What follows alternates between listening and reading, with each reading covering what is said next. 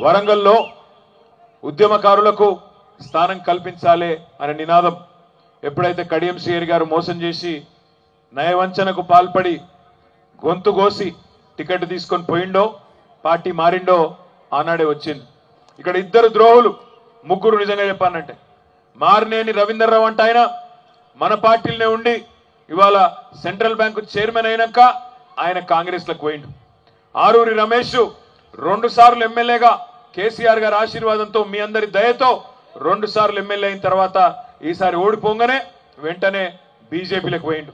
ఇంకొక వైపు ఏమో కడియం శ్రీహరి గారు ఆయన ఒక్కసారి ఆలోచించండి, ఆయన టీఆర్ఎస్ పార్టీలకు వచ్చిందే 2013లో సరిగ్గా ఆనాడు తెలంగాణ రాష్ట్రం వచ్చి 6 నెలల ముందు వచ్చిండు. వచ్చినాక 4 నెలల ముందే వచ్చిండు. వచ్చినాక ఆ రోజు కేసీఆర్ గారు ఆయన సీనియారిటీకి వయస్సుకు అనుభవానికి ప్రాధాన్యతనిచ్చి పార్లమెంటుకు పంపించిండు. వరంగల్ పార్లమెంటుకు మీరు గెలిపించిండ్రు. గెలిపించిన తర్వాత సంవత్సరం లోపలనే ఆయనని ఎమ్మెల్సీ చేసి ఉప ముఖ్యమంత్రిగా రాష్ట్రానికి తీసుకొచ్చిండు. తర్వాత మళ్ళీ నెక్స్ట్ టర్మ్ లో మళ్ళొక్కసారి అవకాశం ఇచ్చి శాసన మండలికి తీసుకుపోయిండు. ఈసారి 2023లో గన్పూర్లో ఎమ్మెల్యే టికెట్ ఇచ్చి ఎమ్మెల్యే చేసిండు. అంటే 10 ఏళ్లలో 3 చట్టసభలు, లోక్సభ, శాసన మండలి, శాసనసభ. బహుశా నాకు తెలిసి ఈ వేదిక మీద కూర్చున్న ఏ నాయకుడికి కూడా 10 ఏళ్లలో గన్ని పదవులు రాలే, కడియం శ్రీహరికి వచ్చినట్టు పదవులు రాలే. మీదికెళ్ళి ఈసారి కుట్ర చేసి ఒక దుర్మార్గమైన ఆలోచనతో ఉన్న వాళ్ళందరినీ ముందు పార్టీలకు వెళ్ళి పంపించిండు. పస్నూరు దయాకర్ను పంపించిండు, రాజన్నని ఇబ్బంది పెట్టిండు, తర్వాత మన ఆరూరి రమేష్ నిలగొట్టిండు, అందరు నిలగొట్టి టికెట్ తీసుకున్నాడు. టికెట్ తీసుకున్న రోజు కూడా ఎంతో తీయటి పుల్లటి మాటలు చెప్పిండు. నాకే ఫోన్ చేసిండు, అన్నా రామన్న సారు టికెట్ కన్ఫర్మ్ చేసిండు నా బిడ్డకు, మరి ఇవాళనేమో నా బిడ్డ రాలేదు మీటింగ్కు, రేపు ఒక్కసారి వచ్చి ఆశీర్వాదం తీసుకుంటుంది, జరా సార్ దగ్గర ఎవరున్నారో చెప్పు అన్నాడు. నేను ఎక్కడో వేరే రాష్ట్రంలో ఉంటే అప్పుడు మన మహబూబ్ నగర్ వాళ్ళది ఎలక్షన్ ఉంటే అక్కడెక్కడో క్యాంప్ ఉంటే ఆడికి పోయినా. ఆడికి వెళ్ళి మళ్ళీ ఫోన్ చేసి ఇట్లా సారు కడియం శ్రీహరి గారు తన ఫ్యామిలీతో వస్తారట అంటే సారు వెంటనే రేపు భోజనానికి రమ్మన్నాడు. భోజనానికి వచ్చిండ్రు, భోజనం చేసిండ్రు, 2 గంటలు కూర్చున్నాడు. నాకు అందరికంటే ఎక్కువ సాయం చేయాలి సార్, నాకు కొద్దిగా ఎక్కువ సాయం చేయాలి వరంగల్కి అన్నాడు. అది కూడా ఓకే అన్నాడు సారు.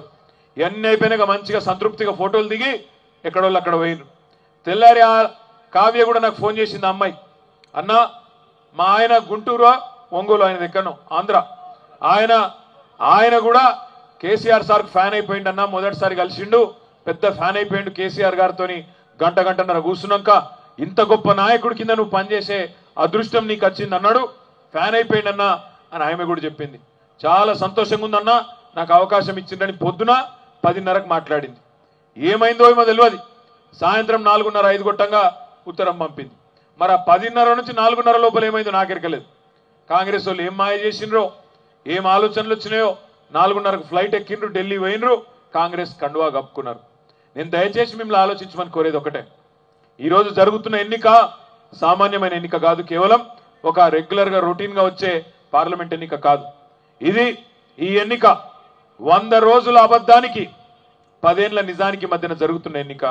100 రోజుల అబద్ధానికి 10 ఏళ్ల నిజానికి మధ్యన జరుగుతున్న ఎన్నిక. నేను ఉత్తగానే అంటలేను 100 రోజుల అబద్ధమని. ఒక్కసారి మీరే చూడండి, మీ ముంగట టీవీలు కూడా పెట్టినాం. అరిచేతిలో వైకుంఠం చూపెట్టి ప్రజలకు ఈస్ట్మన్ కలర్ సినిమా చూపెట్టి ఓట్లు వేయించుకున్నారు. ఓట్లు వేయించుకునేటప్పుడు ఇష్టం వచ్చిన మాటలు చెప్పినారు. ఎన్నికలకు ముందేమో అభయ హస్తం, ఎన్నికలు అయిపోయినాకనేమో భస్మాసుర హస్తం అయిపోయింది, అదే హస్తం. ఇలా ఒక్కసారి చూడండి, రేవంత్ రెడ్డి గారు రైతులకు ఏమేం చెప్పిండో ఒక్కసారి చూడమని చెప్పి నేను కోరుతా ఉన్నా.